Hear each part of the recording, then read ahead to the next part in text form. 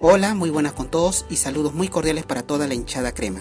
Esperemos de que este lunes 18 de septiembre a las 10:30 de la mañana estén alentando el partido entre Universitario de Deportes y Sport Boys, correspondiente a la 18ª fecha de la fase regular del torneo de reservas 2023. El escenario es en el campo número 1 de Campomar, ubicado en Lurín. Esperemos de que hagan un excelente partido y logren un resultado jugando en calidad de local. Así que mucha suerte y éxito para todo el equipo reserva de Universitario de Deportes y juntos podemos decir y dale U. Muchas gracias.